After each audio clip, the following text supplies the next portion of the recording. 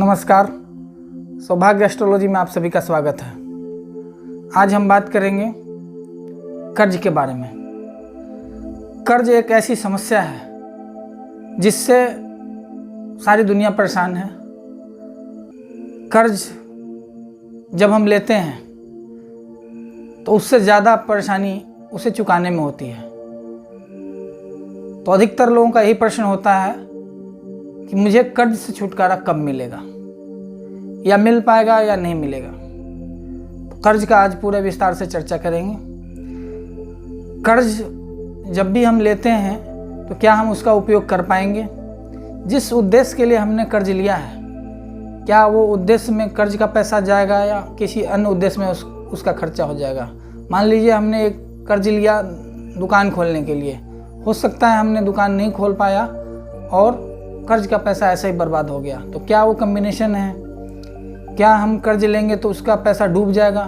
कई बार होता है ऐसा कि आपने घर खरीदने के लिए कर्ज लिया और वो कर्ज का पैसा भी आपने बिल्डर को या जो भी घर बनाने वाले कंपनी है उसको दे दिया, लेकिन आपको ना घर मिला और ना पैसा मिला, वो सारा का सारा पैसा डूब गया। तो ऐसे कौन सी कम्बिनेशन है? इन सारी बातों की चर्चा आज हम करेंगे। और कर्ज चुकने के कौन से कम्बिनेशन हैं, इन सारे चीज़ों की डिटेल से चर्चा करते हैं। तो जब भी कर्ज की बात होगी तो कर्ज लेने की बात होगी तो उसमें छठा घर देखा जाएगा, लेकिन अगर कर्ज चुकाने की बात होगी तो उसमें 12वां घर और छठा घर दोनों देखा जाएगा। तो सबसे पहले बात करते हैं कर्ज लेने की। जब भी छठे घर का उपनक्षत्र स्वामी 2, 6, 11 से संपर्क बना ले, संबंध बना ले, तो आपको कर्ज आसानी से मिल जाता है। लेकिन वैसे व्यक्ति को कर्ज बिल्कुल भी नहीं लेना चाहिए यदि छठे घर का उपनक्षत्र स्वामी बुध हो, क्योंकि बुध मल्टीपल कर्जे को दिलाता है। इसलिए जब तक आपका पहला कर्जा चुक न जाए तब तक दूसरा कर्जा नहीं लेना चाहिए, क्योंकि बुध की यही खासियत है कि वो इवेंट को मल्टीपल कर देता है। अगर कर्ज की बात की जाए तो बुध कई कर्जे दिलवा देगा जातक को और वो उसके बोझ तले दबता जाएगा। इसलिए जब तक पहला कर्जा ना चुक जाए तो दूसरा कर्जा ना ले। और यदि छठे घर का उपनक्षत्र या नक्षत्र स्वामी राहु हो तो जो भी कर्ज लिया जाएगा, जिस पर्पस से लिया जाएगा, वो पर्पस कभी पूरा नहीं होगा और पैसा कर्ज का उस पर्पस में ना खर्च होकर के किसी अदर पर्पस में खर्च हो जाएगा।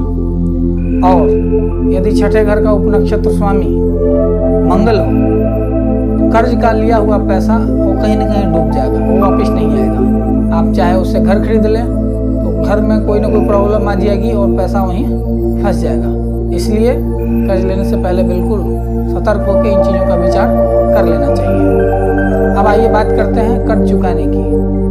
तो कर्ज चुकाने के लिए सबसे पहले 12वां घर का निरीक्षण करते हैं। 12वें घर का नक्षत्र या उपनक्षत्र स्वामी जब भी 5वां, 8वां और 12वां घर से संपर्क बनाए तो कर्जे को आसानी से चुकाया जाएगा। और जब भी महादशा अंतरदशा में 5वां, 8वां और 12वां घर एक्टिवेट होगा तो उस दशा के दौरान कर्जा आसानी से चुक जाएगा। या फिर 12वें घर का संबंध दूसरे और 11वें घर से हो जाए तो भी कर्जे को आसानी से चुकाया जा सकता है। लेकिन यदि छठे घर का नक्षत्र और उपनक्षत्र स्वामी 5वां और 8वां से कनेक्ट हो जाए तो यहाँ पे मुसीबत हो जाती है, पैसे की कमी पड़ जाती है, जिसके कारण कर्ज चुकाने में बहुत ज़्यादा परेशानी होती है।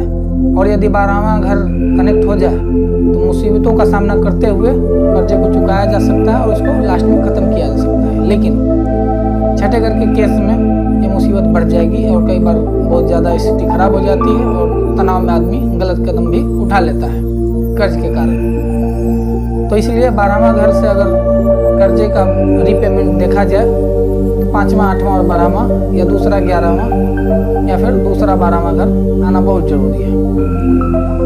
तो आशा करता हूँ कि आपको ये वीडियो पसंद आया होगा। वीडियो को ध्यान से सुनने के लिए धन्यवाद।